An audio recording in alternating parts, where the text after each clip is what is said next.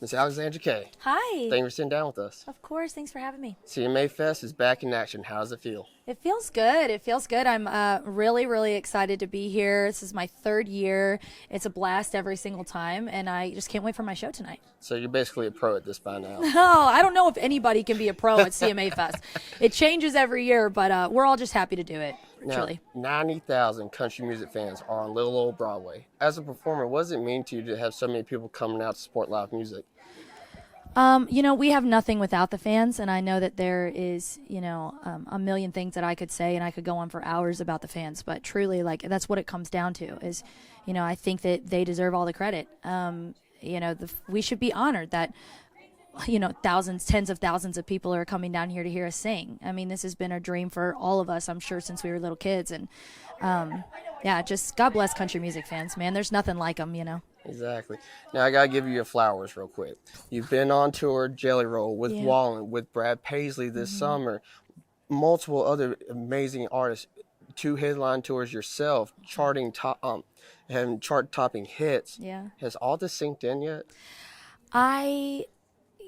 Not really, and I hope it never does, because it's really great to just every day be so humbled and surprised by what these fans are doing for me in my life. And every once in a while I just kind of sit back and remember what it was like when I was playing, 4-hour shows Thursday, Friday, Saturday, Sunday in the local bars and couldn't even talk by Sunday. My voice was so tired, and to make pennies and think about, the tours that we used to do. When we first started headlining, we would do 50 people, and now we do 3,000 people. And it's like, I never really let that sink in, and every once in a while I try to, because it'll bring me to tears if I let it sink in on stage, for sure. I'm doing what I love, and because the fans put me there, and so, I'm so grateful. Beautiful.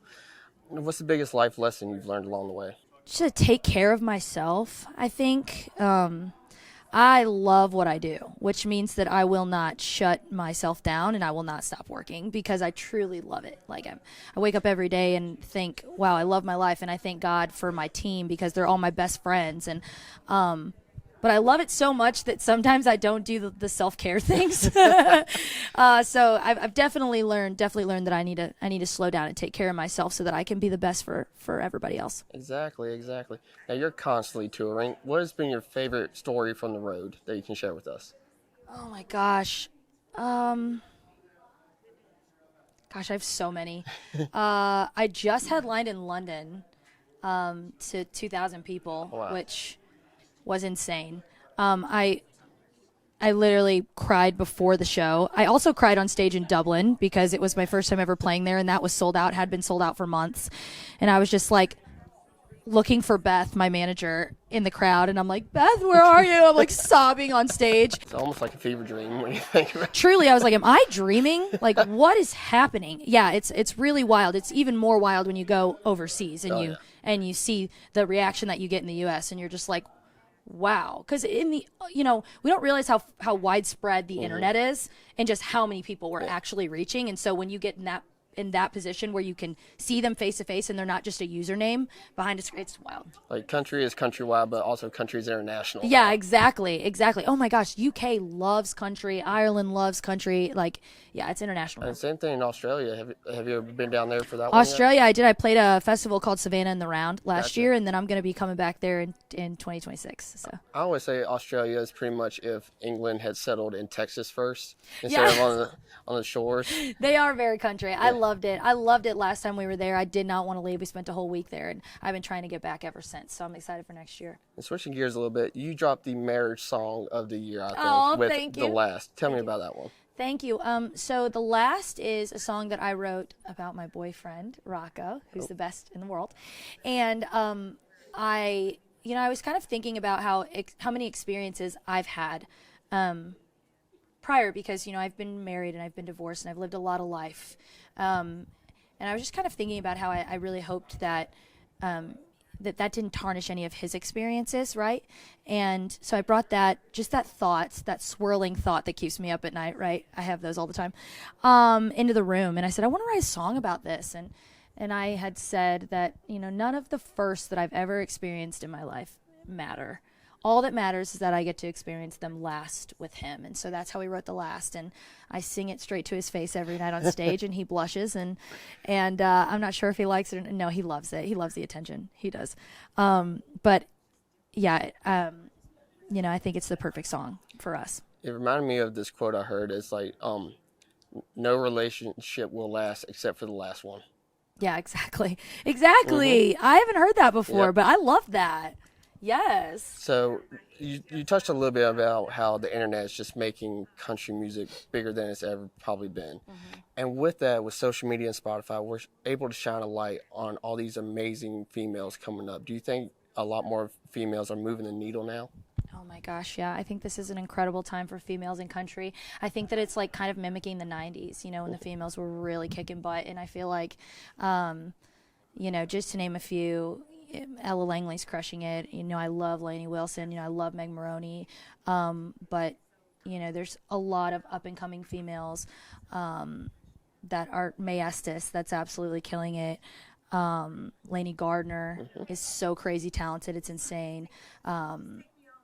Yeah, there's Emily Ann Roberts. There's so many. I could go on. But there are so many women that I see every day and that are peers of mine that I just think are going to be huge stars one day. And so I hope that country music continues to shine a light on females, continues to, have fair opportunity and listen to what the girls got to say, because they have to say a lot. So. Do you have any advice for the little girl dreaming about being in your shoes one day? Oh my gosh, I always just say you can literally do anything you want.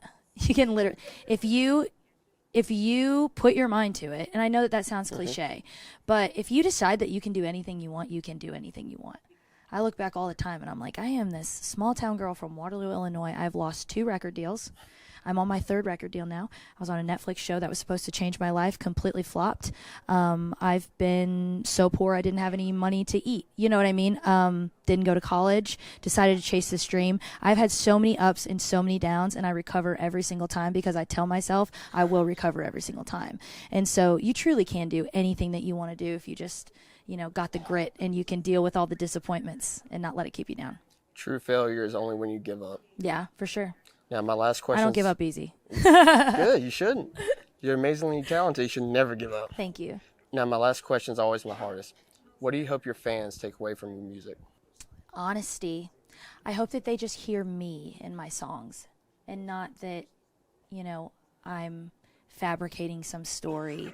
I hope that they just know that I'm really speaking from my heart, and I hope that they leave there going, wow, I feel like she just told me her life story and I relate to it as well. I just hope that they hear the truth. That's what I've always loved about country music, and that's why I chose this genre. Well, honestly, I don't really think I had a choice. Like, my heart has always been here, but do you know what I mean? Like, that's what drew me to this genre, was the truth. And I hope that people leave my shows and say, she just stood up there and told the truth. It's just 3 chords and the truth. Exactly. Painful or not. What's the future hold for you? Oh my gosh, hopefully a lot. But we're going to finish this CMA Fest week. I'm working on my new record. It's almost done. I'm so close. And then I play Bonnaroo, which I'm very excited about. As a country artist, playing Bonnaroo is really, really cool. I'm honored to do it. I'm playing the Grand Ole Opry this month. I'm opening a coffee shop. My first coffee shop, called The Coffee Girl, in my hometown of Waterloo, Illinois, opens on June 19th. And then I play my biggest headline show ever to 4,500 people in St. Louis on June 20th. And then, we just, keep on rolling. And then I go on tour with Brad Paisley. So we are not slowing down anytime soon, but I'm happy about it. All gas, no brakes. Exactly.